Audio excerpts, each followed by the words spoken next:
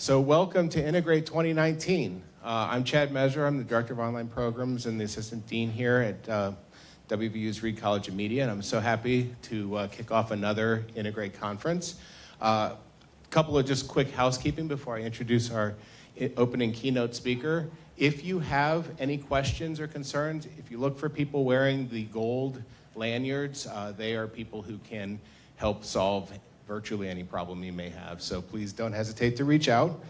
And without further ado, I'm so excited to introduce our opening keynote.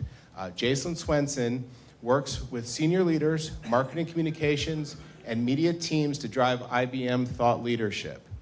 Previously, she was on the IBM Corporate Marketing team, and where she leveraged social, digital, and creative experiences to make the IBM brand more relevant and engaging with strategic constituents. Jacelyn held several marketing management and leadership positions at GE to help strengthen the brand prior to joining IBM. Please help me welcome Jacelyn Swenson.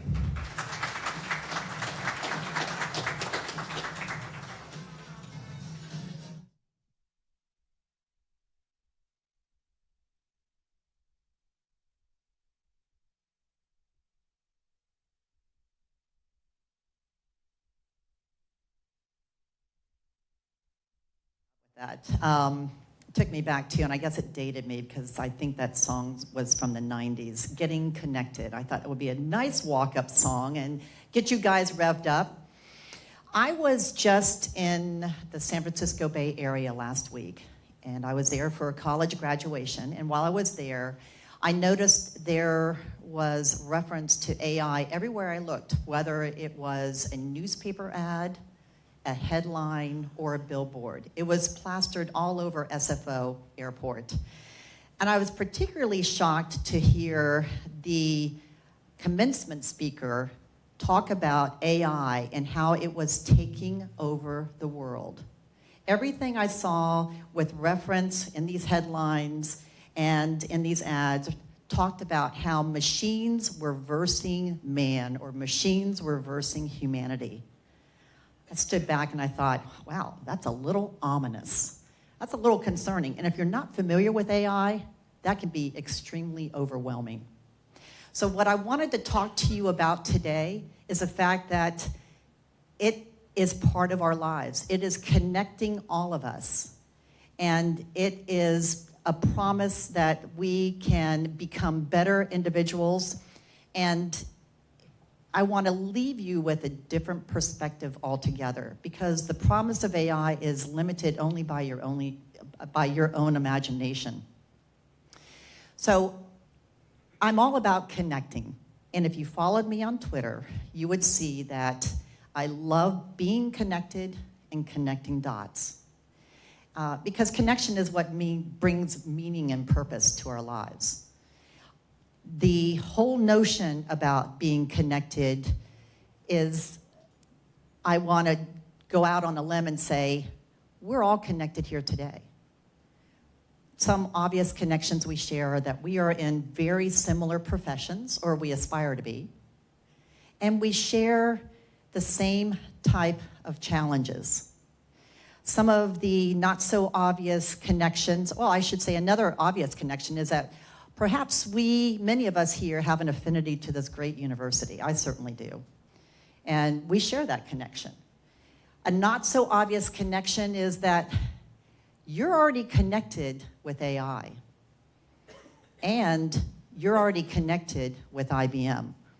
If that surprises you, I'm not surprised. Because we are a 108-year-old business. And we're a far cry from where we were more than 100 years ago, because we used to focus on producing cheese slicers and time scales and clocks. We've come a long way from that. We are constantly evolving. And today we're selling AI and blockchain and cloud and quantum computing and security solutions, et cetera, all the leading edge technologies that are underpinning virtually every product and service that you use today, and you probably don't know about that. That's why we spend a whole lot of effort educating folks. And in fact, our own chairman at this year's Consumer Electronics Show stated that you might not always see us, but you do rely on us underneath.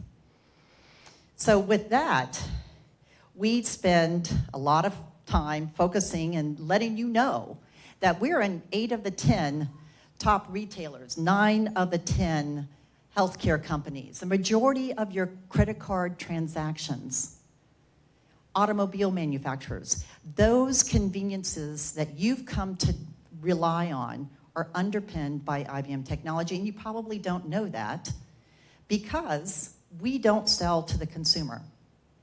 So that makes my job particularly challenging, and why we incorporate a lot of creative thoughts and approaches to how we can ultimately communicate to you upstream so it gets to you downstream. So we have run spreads like this. This one appeared in the Wall Street Journal and the New York Times. And this one actually was just a couple years ago when folks were really confused about what AI is all about. What does it represent? So we wanted to drill that down and provide real-world examples. And some of those examples that we cited were how AI can help educators tailor their lesson plans to the individual learning styles of their students, and how meteorologists can be more precise in their weather predictions. Well, why does that matter? Well, one thing, in fact, you might not have captured this, but if you refer to the weatherchannel.com app on your phone, that's now an IBM business. We were very deliberate in acquiring that from the weather company, because think about this. Weather possesses millions of data points. And with those data points, if we apply AI to that, we can help meteorologists be more precise. And in so doing, the transportation industry, like airlines, for instance, can be a lot more accurate in their departure and their arrival times, because pilots can ensure that their flight has less turbulence because they know what those weather patterns are looking like. Farmers, for instance, it's a big thing in agriculture, having these data points through weather. And it ensures that you, when you go shopping, the produce that you're expecting to see is there, because the farmers were able to very reliably look to weather and plan their farming around that. Another example, too, is in retail. Retail, believe it or not, that sweater that you wanted to purchase online, there have been studies that indicate the color of that sweater correlates directly with the weather that's taking place outside your window. And think about that. It's a huge impact for retailers. And we try to share these provocative examples so that we can get folks like all of you to start thinking, wow, that does affect me. And this is all AI driven. So what I want to share with you today is how this further connects us, as well as some approaches that we've taken, because again, we're a B2B company, so it makes it a little bit challenging, especially to penetrate some younger audiences who might have some dated impressions of what IBM is all about. Or, in fact, we've done some man on the street, woman on the street interviews around the world, and some don't even know what IBM is. It's not surprising, because we are constantly evolving. So I'm going to share some of those examples with you today. We're going to start with the Met Gala. Met Gala takes place the first Monday in May. We just had it earlier this month. I don't know if anybody watches it. Does anybody like to watch it on the, Entertainment Weekly? It has become the coming out party for the fashion industry, Hollywood elite. And just 3 years ago, it was a person on my team who actually was at the hairdresser.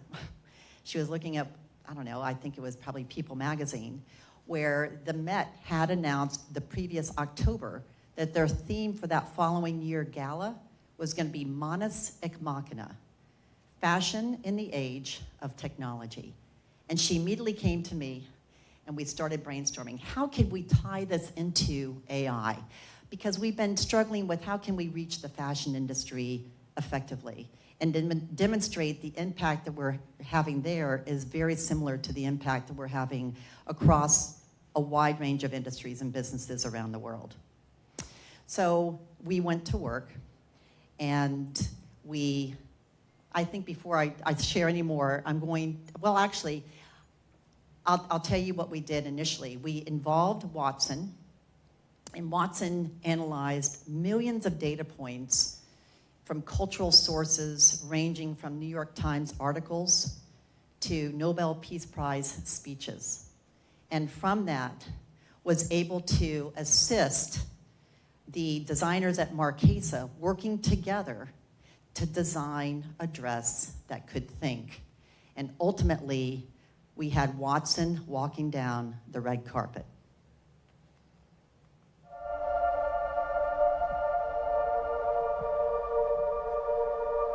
In 2016, the world's biggest celebration of fashion, the Met Gala, chose the theme Hand versus Machine. But we wanted to know, could man and machine work together to create something uniquely beautiful? To test this, we partnered IBM Watson with fashion brand Marchesa and challenged them to create something they couldn't have created without each other. A dress that thinks. When you were young, and you imagine a dress that would do things that were a little otherworldly. Now this is possible. Watson analysed hundreds of images, thousands of articles, and real-time social feeds to help designers select the materials and styles their fans wanted to see. Well, Watson came in and made a lot of assistive recommendations. Ultimately, it was Marchesa designers who were making the key decisions about the dress. You know, the idea that fabrics could change colours or that lights can come on, it has this magical component. And on the night of the event, we introduced the first cognitive dress.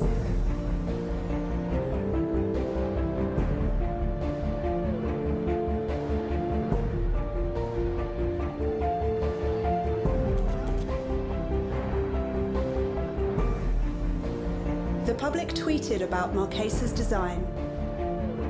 And with Watson, for the first time ever, a dress understood its fans and changed to reflect how they felt. All 57 million of them.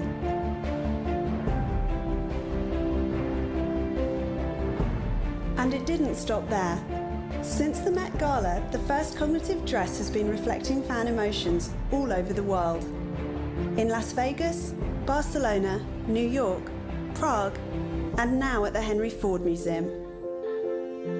With the first cognitive dress, we proved that IBM Watson works well with any colour, shape, or form. In addition to that, we also drew a connection between what we did for the fashion industry and helped people connect that to their own business challenges so they could draw in their customers and be able to accomplish things that they couldn't have done before. So if you picked up in the video here, it's humans and machines working together, collaborating. That's why I was so startled when I saw many of the headlines, as I did last week in the northern San Francisco Bay Area. This actually generated more than 750 million impressions and 74% share of voice, beating out all the leading fashion designers.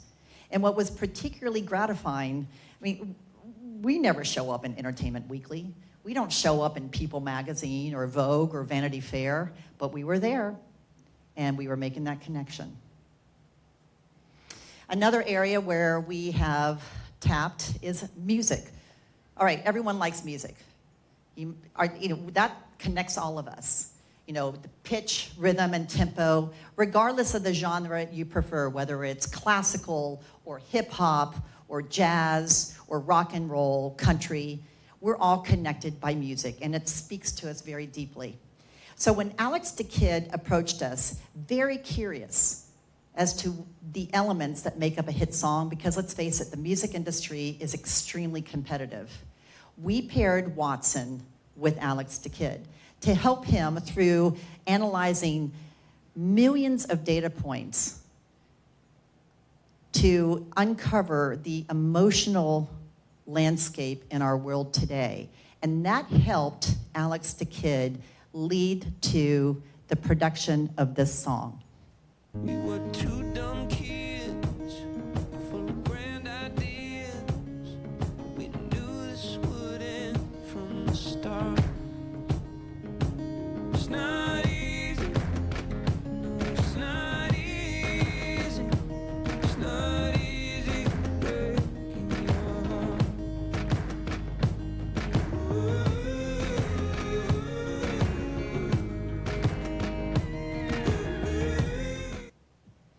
So what I will add too, it's not easy getting a hit song, but this particular song climbed all the way up to the top 10 on the Billboard charts and has led to further collaboration between Watson and Alex the Kid. So expect to see some more hit songs here in the near future. While we're on the topic of music, let's go to the Grammys. Earlier this year, not unusual, like any other industry, particularly with the music and entertainment industry, there's a huge battle for viewers and listeners. Very, very competitive. So the Recording Academy reached out to us earlier this year to find out how could they drive more viewers to their website. So again, we put Watson to work to analyze millions of connections between more than 19,000 Grammy-nominated artists through the years. And as a result, we were able to drive more viewers to through GrammyConnect.com to their website. Here's how the whole project unfolded.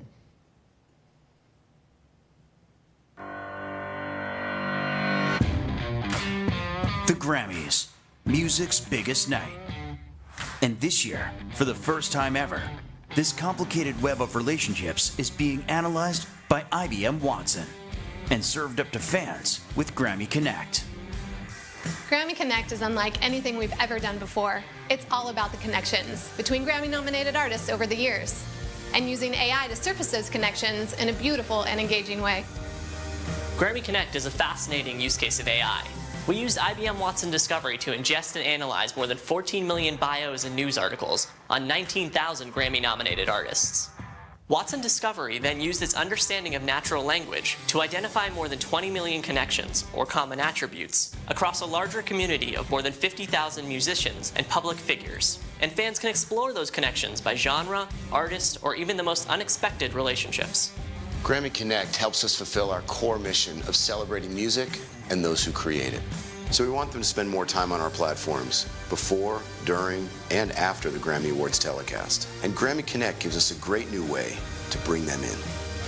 From hip-hop to healthcare. From indie rock to investment banking. From rock and roll to oil and gas. IBM is changing the game and changing the world. Let's put smart to work.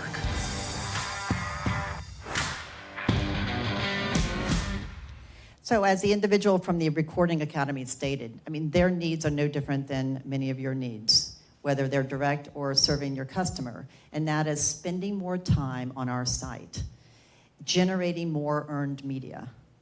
So as a result of this, Watson delivered more than 8 million powered insights. And fans stayed around much longer, long after the telecast had aired. But you'll see at the end of that clip that we go one step further, and we're constantly reinforcing that the AI technology we used for the recording industry to draw these connections out for music is the same technology we're using to help businesses work smarter, to help make the planet and our world a safer, more improved in our services, and to help address some of the greatest challenges in our world today. So I'm going to switch gears and go to another area that we've tapped, dance. Who likes to dance, all right? It's part of the reason I wanted to have a walk-up song today. I was going to do a little jig for you guys.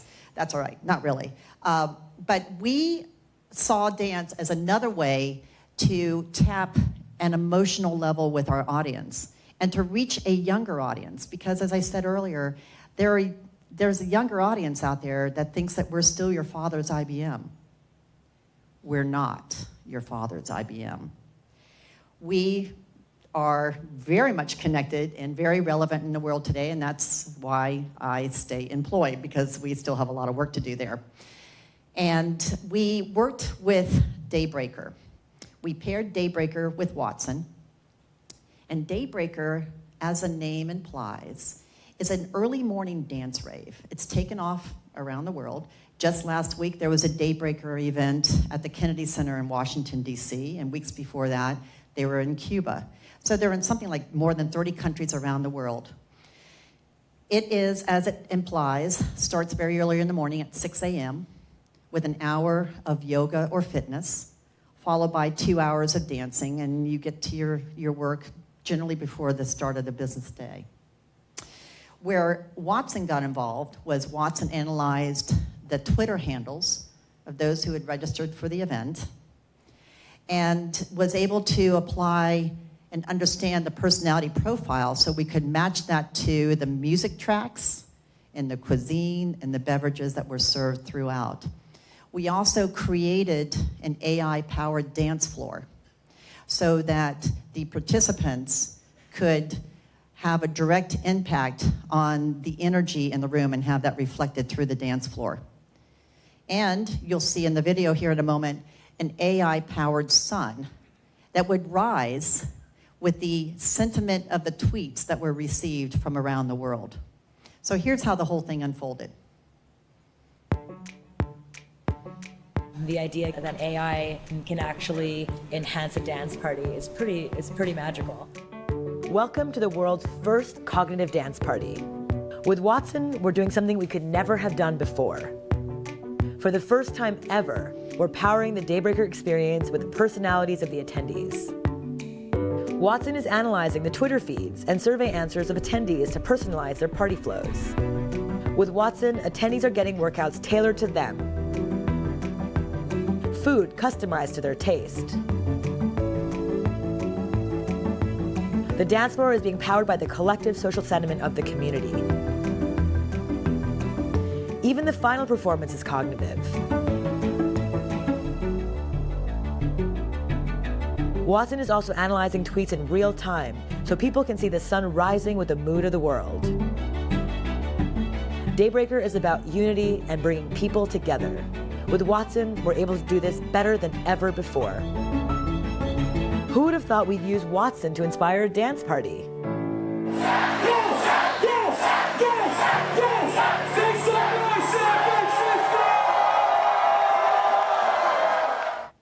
So I hope you're picking up on a theme here. I mean, this is connecting us. AI is part of your world more than you think. And all we're doing, and I hope this is providing some inspiration for you, is thinking of some creative ways to represent that. Because AI is it shouldn't be scary, it shouldn't be ominous. It's very accessible, and it's going to help our personal lives and our professional lives exponentially. This particular event, it sold out in less than 2 hours. It was all over Snapchat and trending on Twitter that day. And more importantly, it enabled us to establish a personal relationship with our IBM brand with a much younger audience. So I'm going to shift gears. Who's seen this movie? I hope many, if not all of you, have seen it. So I have an interesting story to share with you about this one. One of the challenges, because we are a 108-year-old company, is connecting the foundation of our past with the promise of the future. That can be challenging. And a couple years ago, the head of 20th Century Fox called our chairman. Hello, Jenny. We're producing this small movie. And it's going to tell the story about these 3 African-American women who are working at NASA during the 1960s space race. You know, I thought it was interesting when I was looking at the script. IBM is all over this. You need to get involved. the conversation concludes, and the next thing that happens, what generally happens, it found its way to my team to figure out what we're going to do with this. Well, I need to preface this by saying that we get a lot of invitations to sponsor or promote various movies that are coming out of Hollywood, and the majority of the time we politely decline because, quite frankly, we haven't been able to measure the ROI and to quantify the value of it. But this one, you might think that we would have jumped at it, but honestly, we were very hesitant. The reason being is that we were concerned it was going to reinforce some of those dated stereotypes. I mean, whether you know it or not, I mean, the reason why we are all over this movie is because those big boxes, those mainframes, NASA used in their program. And many of the individuals you see sitting at those long banks, they're not all NASA employees. Many of them are IBM engineers sitting shoulder to shoulder with these individuals. But we were a little concerned that, again, this is going to reinforce these dated stereotypes. So we looked at this, put on different lenses, and then we came to realize that this is an early yet very relevant example of humans and machines working together. If you saw the movie, they talk about the human computers working alongside, big box computers and so forth. So then we started looking at this differently. And we realized that if we involve current day technologies like augmented reality or AR, we could help connect effectively the past with the future, as well as use it as a tool to tell more stories about hidden figures beyond these three women, and use it as a tool to connect with a younger audience, with the notion to get young, diverse people more involved in future careers in science, technology, engineering, and math. So again, this was an early example of AI at work, humans and machines working together. In 2017, IBM partnered with 20th Century Fox's Hidden Figures, and the 7090 mainframe made its acting debut alongside Hollywood stars. Instead of raising awareness of IBM's role in history, we used the partnership to reveal even more hidden figures of science and technology to the film's young audience. We found brilliant minds who'd been forgotten because of their gender, race, sexual orientation, or disability. We started by telling the unedited stories of the central characters, teaming up with the New York Times T-Brand studio to augment our reality with statues recognizing their achievements, telling each figure's story with immersive audio, video, historical imagery, and written biographies. We also revealed women like Mary Walton, an inventor who solved the New York Railway's sound pollution problem, which Thomas Edison worked on for 6 months but failed to figure out, the entomologist who led the first ever scientific expedition, and the physician who pioneered modern preventative medicine. The augmented reality statues could be found in more than 150 geofence locations across the US. After celebrating hidden figures from history, we showed young girls a new set of stars to look up to, trading Vanity Fair's usual A-listers for astronauts and astrophysicists. We profiled women like Dr. Mae Jemison, the first woman of color in space, Dr. Jedediah Eisler, a brilliant astrophysicist, and Kimberly Bryant, the founder of Black Girls Code. We took our message to the world's biggest tech conference, where stars of the film shared the stage with educators and IBM diversity advocates.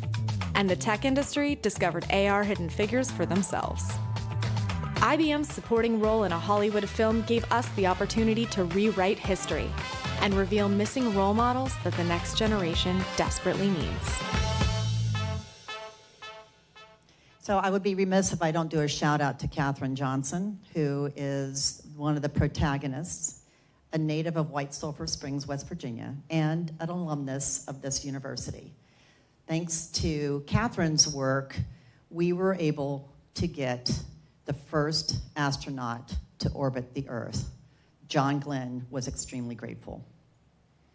So let's go back to the future.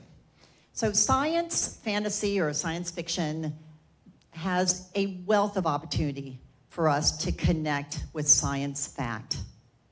So with that in mind, we partnered with Lucasfilm to draw a connection to a galaxy far, far away and the one a lot closer to home.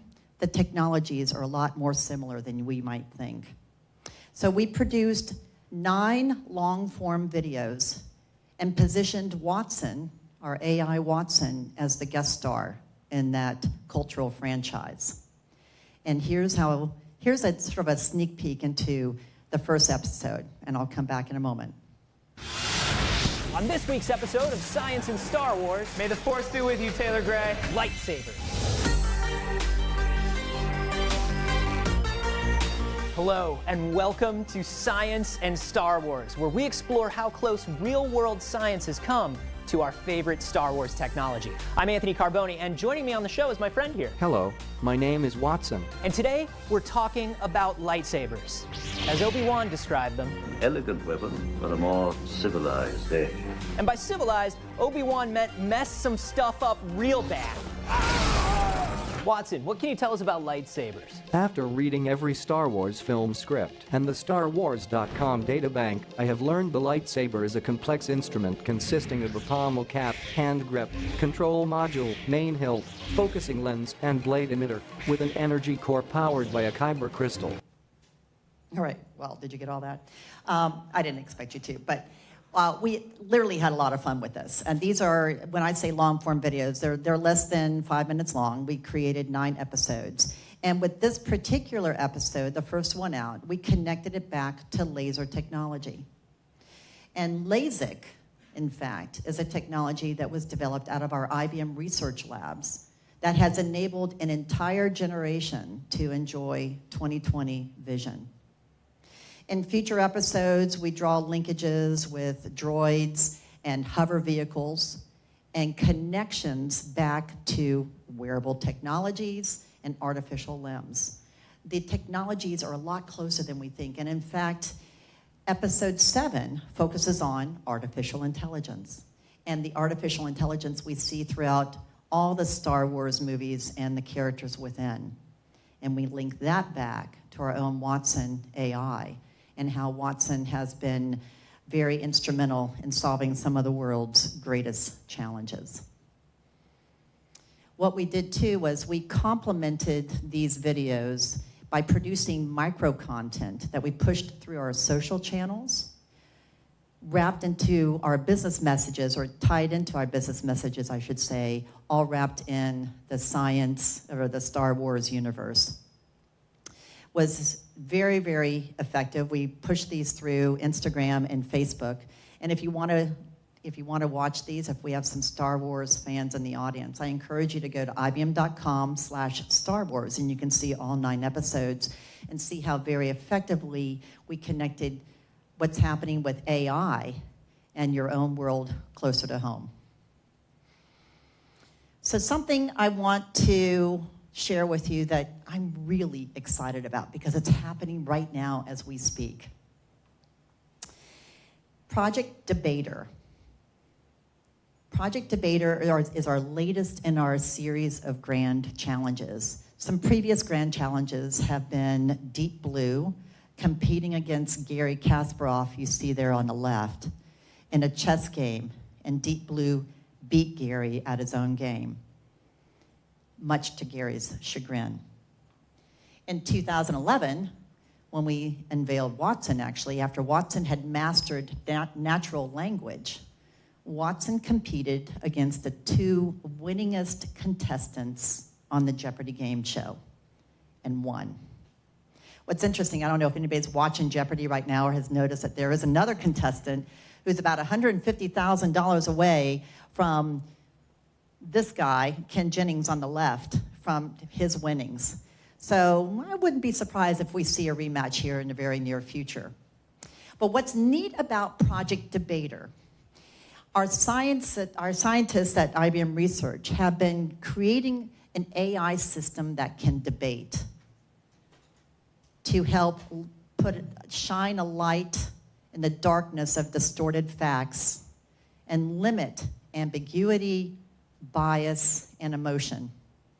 because evidence-based arguments can fuel intelligent debate and give us all an opportunity to make better, more informed decisions. So here's what's happening with Project Debater. Real-world problems, a lot of times they don't have a clear bottom line win. Otherwise, we wouldn't debate things. According to rules set by the candidates themselves. What we are trying to accomplish here is really to demonstrate that we can have a meaningful and valuable discussion between man and machine. We are actually trying to show that a computer system can add, if you want, conversation or decision-making by bringing facts and doing a different kind of argumentation.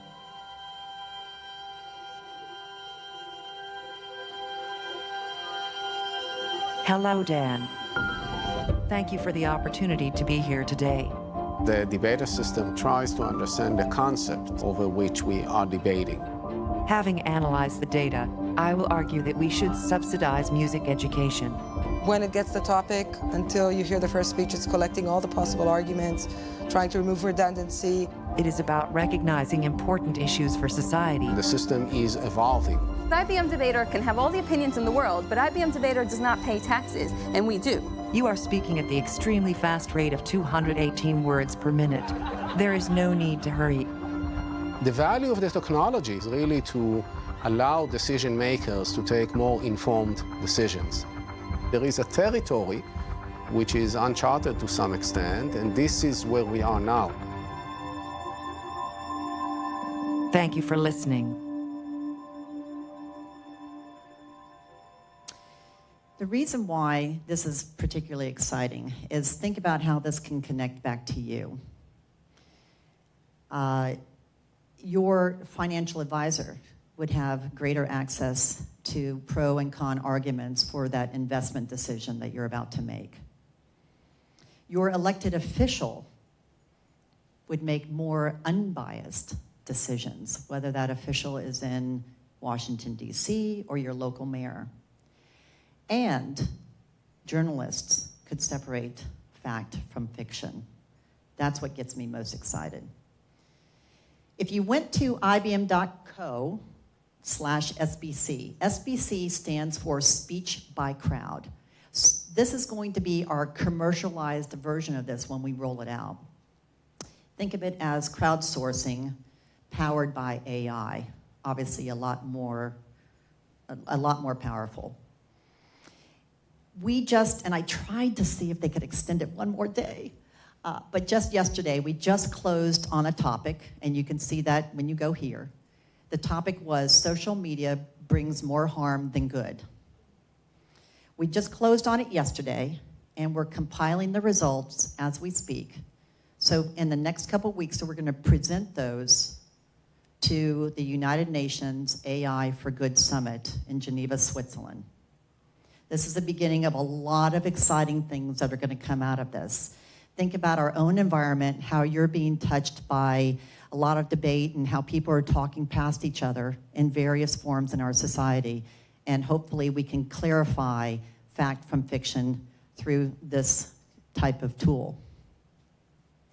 So I will wrap up and say, I wanted to draw a lot of connections with you between us, between what you're doing in your world, in your business, in your industry, in your region, and to break down those barriers to help you realize that we're a lot more closely connected than you think.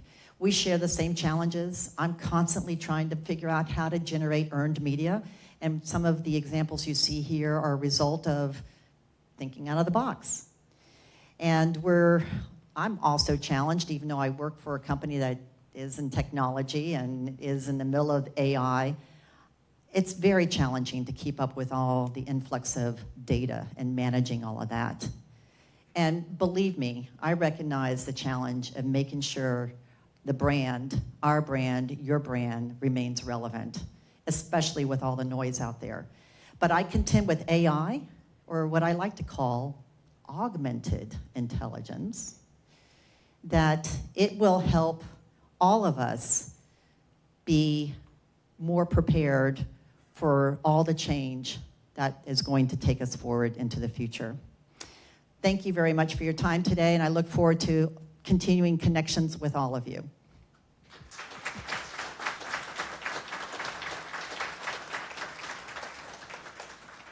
And I don't know if we're going to open up for Q&A. I think we have a little bit of time, but I want to be sensitive to the agenda here and the schedule. Should I take questions? Any questions? Was that crystal clear? Oh, yes. Oh, you're... Oh my gosh, thank you. I absolutely appreciate that. I'm so glad. I didn't know what I was walking into, and you know, it's kind of tough. I don't know. I'm sure many of you are a lot more, have a lot more expertise in technology, or technologists as yourselves, more technical. But I wanted to be sensitive and to keep it at a real macro level, because there's something in here for all of us. And as I say, it's challenging when you're not selling directly to the consumer. I mean, I won't name them because I don't want to give them any more credit, but many of our competitors do, and we're faced with that.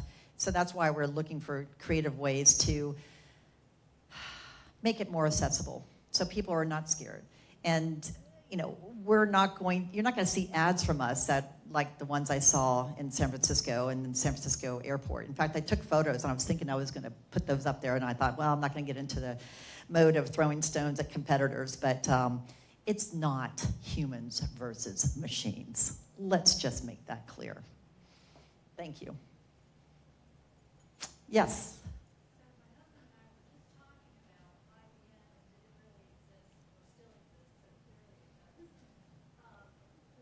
Thank you. Thank you. I will keep my job for a little while longer. I've got some work to do still.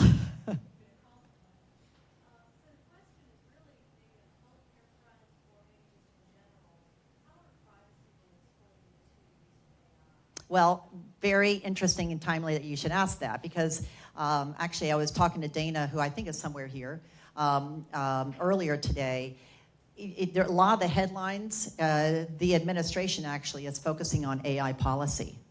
And the Consumer Technology Association, CTA, which is an arm of the Consumer Electronics Show, they are absolutely devoted to focusing on policy to manage that. And underneath that would be the privacy as well. And that's particularly strong, as you noted, in the healthcare industry. Yes.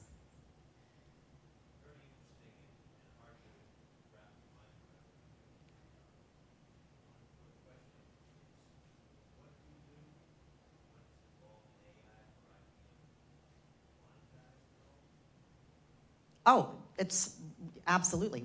But we sell AI. We sell AI to enterprises, though. We don't sell it to you or to you individually. But the point, one of the points I wanted to make today is the fact that downstream, you're enjoying all those conveniences in your everyday life. Those who have newer cars. I mean, a lot of that's AI powered. And your vehicle's going to talk to you. It's going to know, about road conditions and so forth. Know if there is going to be some sort of hazard in the road. Absolutely. I mean, that's what we do. We sell AI to large enterprises, though. And again, it's the challenge to be able to convey that what we sell is having a very real impact on your day-to-day world. Does that help? Does that answer your question? Yes.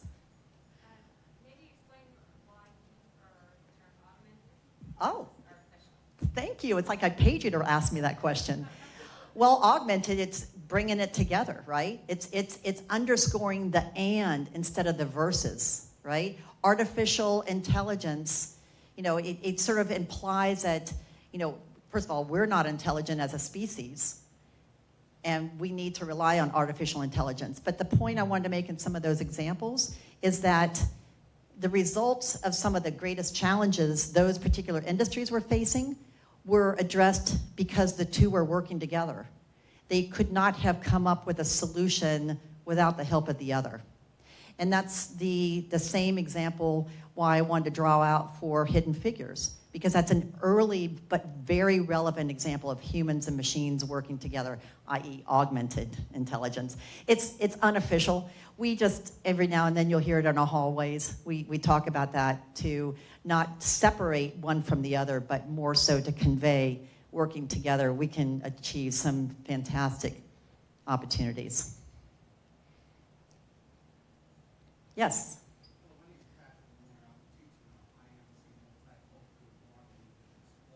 Excellent. Nice to meet you, Patrick.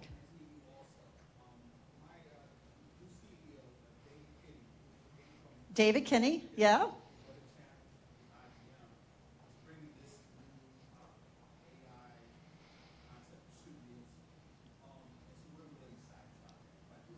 You're lucky to have David. We miss him.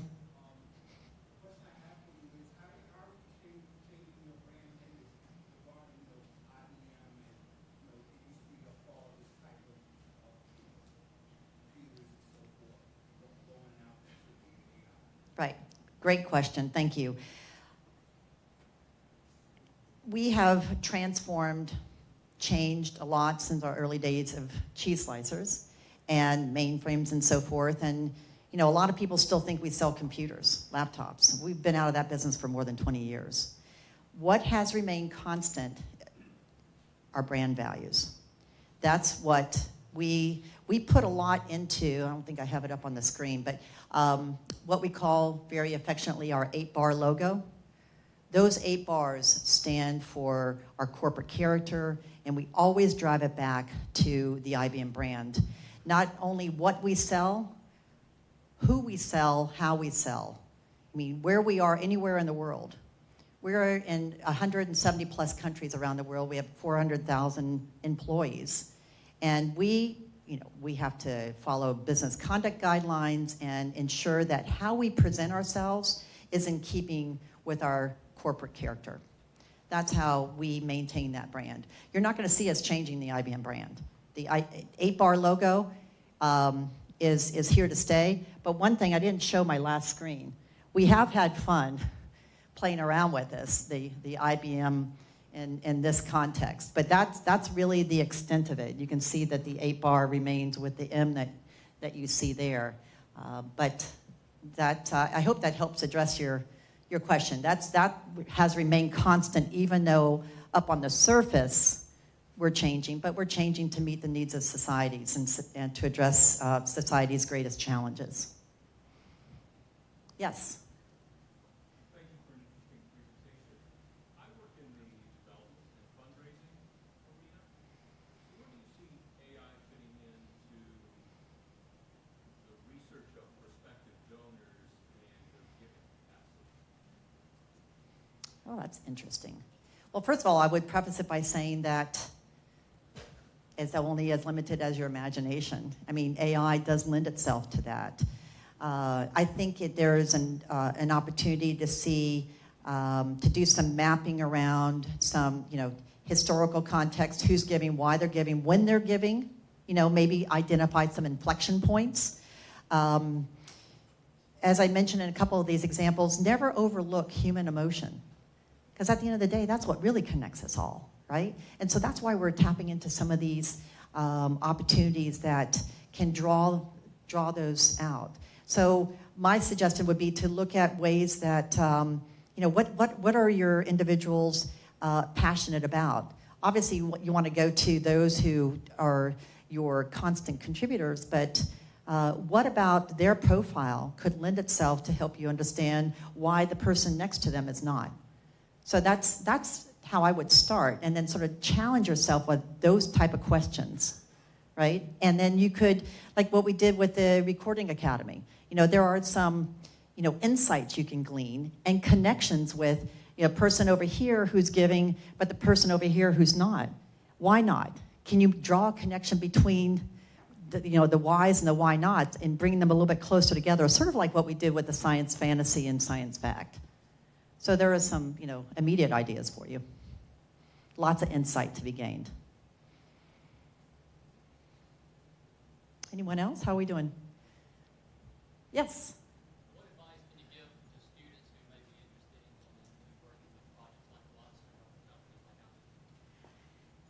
And I think the visiting committee, I'm always like talking about this. My advice is, well, first of all, if you can tap your right and your left brain, you can go far. And when I say left brain, I mean the more analytical you can be. At IBM, on the marketing side and now seeping into the communication side, we pride ourselves in being data-driven.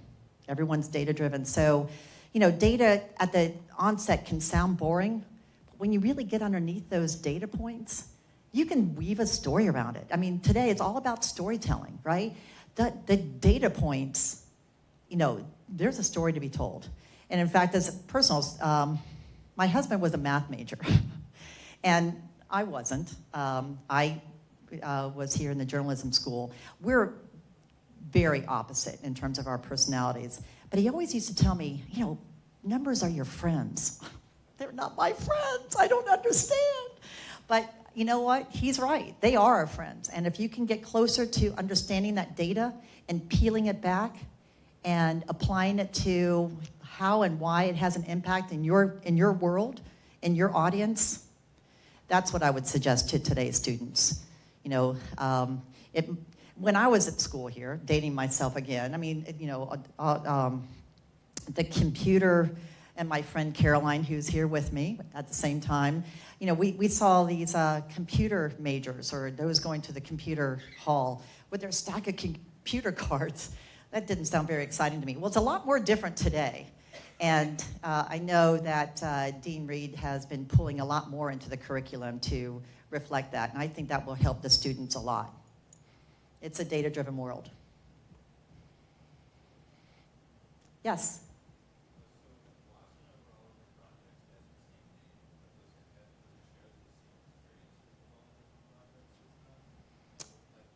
So I'm going to come a little closer to you because I can't quite with the air conditioning.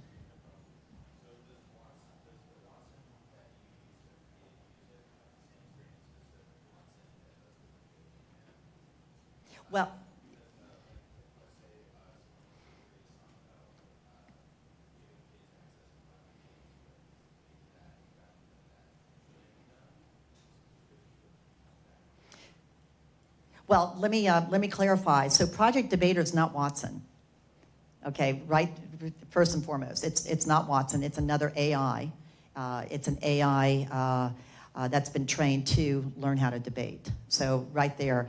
And so very different, but the similarities with the other examples are pulling into, Watson's tapping into personality traits and other forms that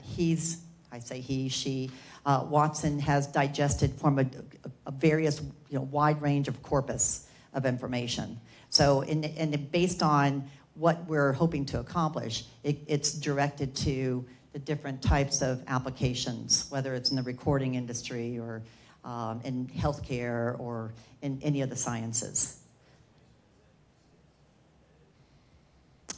Vetted. Well, it is vetted because the information that's going in is vetted and coming out it's being vetted. And part of the vetting, what we witnessed with Jeopardy, for instance, is there were some answers to the questions Watson got wrong because of when you think about the English language, there's a lot of inflection, a lot of interpretation and such that can be misinterpreted, and Watson missed a couple of the questions. So each time that we're out there having those type of situations like a Jeopardy, Watson's learning. I mean, we've sent Watson to medical school, for instance, to ingest reams and large large stacks of medical information, essentially going to medical school and ingesting that corpus of information. So that's part of the whole vetting process, is applying it and learning. It's machine learning. Does that help? Okay. I don't want to get too gobbledygooky here. Any other questions?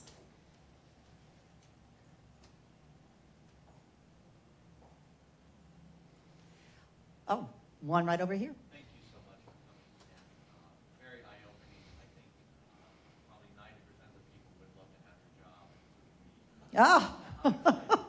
job. I can use some help.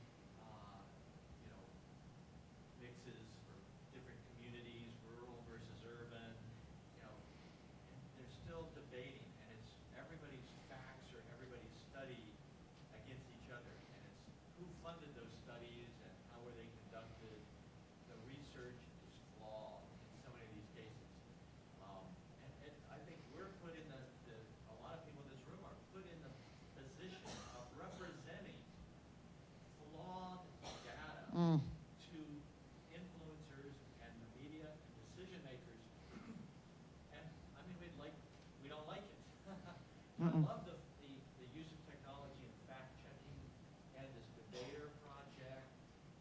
Fabulous. I just cannot wait to see where it goes. Thank you. I mean, that's why I'm so excited about it myself, because you can manipulate data any way you want. You can, you can pull out any data to tell any, story that you've already conceived in your head and push that out there.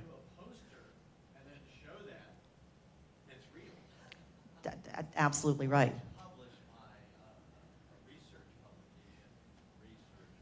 Right, right. Or, I mean, speaking of that, anybody familiar with the Fire Festival and that debacle last year? All right. So, I mean, that resulted because people believed what they saw on social media. And all they did was just take some photos of beautiful models and a beautiful backdrop, and people paid a whole lot of money to go to something that didn't really even exist. That's a perfect example. And that's why I'm really excited about Project Debater and what it's going to be, speech by crowd. I encourage you to watch the space, but in the meantime, go to ibm.co, not com, co/SBC. Check out the previous topics and the pro and con arguments underneath each of them. And, it's a way to really discern, more facts and get to where we all need to bring that pendulum back in the middle. Thank you. I want to be sensitive to your time, so thank you very much, everyone. I so enjoyed it. Please, let's connect and stay connected. Love this institution. Appreciate my time to be with you here today. Have a great rest of the conference.